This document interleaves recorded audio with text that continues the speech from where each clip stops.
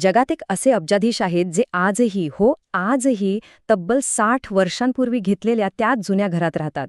अविश्वसनीय वाटते ना?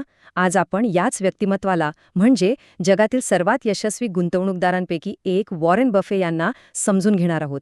त्यांच्या साध्या आयुष्यामागे नक्की कोणती असामान्य विचारसरणी आणि गुंतवणुकीची तत्त्व दडलेली आहेत? चला शोध घेऊया. हे बघा, हे आहे ते घर. नेब्रास्का राज्यातील ओमाहामधलं एक साधंसं 5 बेडरूमचं घर. जगातील सगळ्यात श्रीमंत माणसांपैकी एक गेली 6 दशकं म्हणजे 60 वर्षांपेक्षा जास्त काळ इथेच राहतोय. चला, त्यांच्या या प्रवासाची सुरुवात याच घरातून करूया. आणि आता त्याच साध्या घराच्या बाजूला हा आकडा बघा, $60.8 अब्ज. ही 2016 सालची त्यांची संपत्ती आहे. एका बाजूला ते साधं घर आणि दुसऱ्या बाजूला ही अफाट संपत्ती. केवढा मोठा विरोधाभास आहे हा, नाही का? मग प्रश्न पडतोच की इतका मोठा विरोधाभास ज्यांच्या आयुष्यात आहे तो माणूस नेमका आहे तरी कोण? चला तर मग याच प्रश्नाचं उत्तर शोधायला सुरुवात करूया. तर सगळ्यात आधी बघूया त्यांच्या ह्या शेजारी राहणारे अब्जाधीश या प्रतिमेबद्दल. म्हणजे त्यांची प्रचंड संपत्ती आणि त्यांची साधी राहणी ह्यातलं अंतर समजून घेऊया. त्यांची साधी राहणी खरंच अविश्वसनीय आहे. विचार करा ना, 1957 मध्ये फक्त $31,500 ना घेतलेलं घर आजही तेच त्यांचं निवासस्थान आहे. स्वतःची गाडी स्वतः चालवतात. त्यांच्याकडे ना पर्सनल कॉम्प्युटर आहे ना साधा मोबाईल फोन. आणि त्यांना वॉल स्ट्रीटचा तो झगमगाट, ती धावपळ अजिबात आवडत नाही.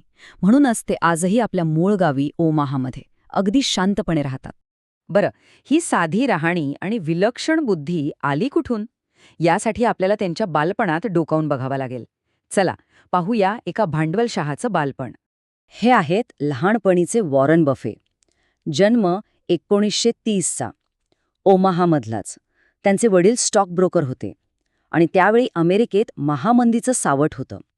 आपल्या वडिलांचा तो संघर्ष वॉरन यांनी अगदी जवळून पाहिला होता आणि कदाचित पैशाचं महत्त्व त्यांना तिथेच त्याच लहान वयात कळलं असावं. त्यांची व्यावसायिक बुद्धी किती तल्लख होती हे त्यांच्या लहानपणीच्या उद्योगांवरूनच कळतं. म्हणजे बघा, वयाच्या फक्त 6व्या वर्षी ते कोका कोलाचे 6 पॅक विकून प्रत्येक पॅकवर 5 सेंटचा नफा कमवत होते. 13व्या वर्षी तर त्यांनी चक्क 500हून अधिक वर्तमानपत्र पोचवण्यासाठी स्वतःची एक कार्यक्षम सिस्टम तयार केली होती.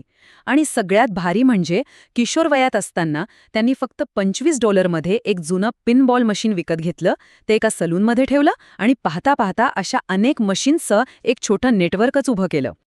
आणि ही गोष्ट तर ऐकण्यासारखी आहे. वयाच्या फक्त 14व्या वर्षी त्यांनी आपलं पहिलं इन्कम टॅक्स रिटर्न भरलं. आणि त्यातही गंमत म्हणजे त्यांनी आपली सायकल आणि घड्याळ यावर झालेला $35चा खर्च कामावरचा खर्च म्हणून दाखवला. म्हणजे विचार करा, आर्थिक नियमांची किती खोल समज त्यांना त्या वयातच होती. लहानपणीची हुशारी तर होतीच, पण त्यांच्या आयुष्याला खरं वळण मिळालं ते त्यांच्या गुरूंमुळे. चला, त्यांच्या गुरूंकडून शिकवणं या टप्प्याबद्दल जाणून घेऊया. त्यांचे गुरु होते बेंजामिन ग्रॅहम, ज्यांना व्हॅल्यू इन्व्हेस्टिंगचे जनक मानलं जातं. ग्रॅहम म्हणायचे, हुशार गुंतवणूकदार तो जो आशावाद्यांना विकतो आणि निराशावाद्यांकडून खरेदी करतो. म्हणजे काय?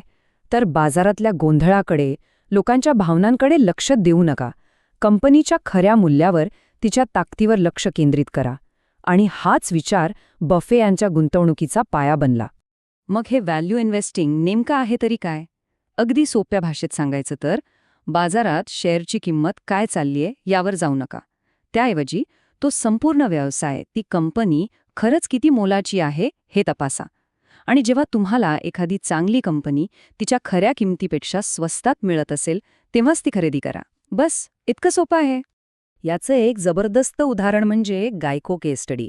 तेव्हा संपूर्ण वॉल स्ट्रीट ओरडत होतं की गायकोचा स्टॉक खूप महाग झालाय, तो आता कोसळणार.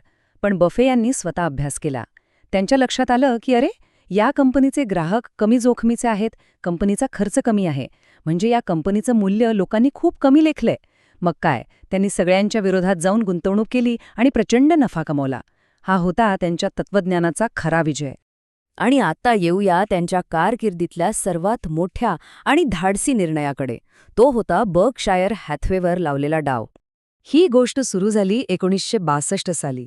बफे यांनी बर्कशायर हॅथवे नावाच्या एका बुडत्या कापड गिरणीचे शेअर्स विकत घ्यायला सुरुवात केली. 1965 पर्यंत त्यांनी कंपनीवर पूर्ण नियंत्रण मिळवलं आणि मग त्यांनी एक असा निर्णय घेतला ज्याने सगळ्यांनाच धक्का बसला. त्यांनी कापड व्यवसाय हळूहळू बंद करून विमा व्यवसायात प्रवेश केला आणि याच एका निर्णयाने बर्कशायर हॅथवेचं नशीबच पालटून टाकलं.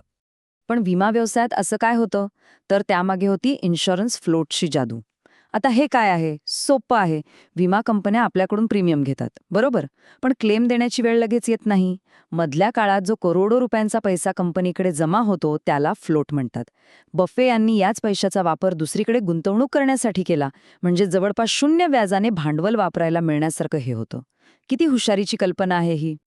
तर मग या संपूर्ण गोष्टीतून, या ओरॅकलकडून आपल्याला काय धडे मिळतात?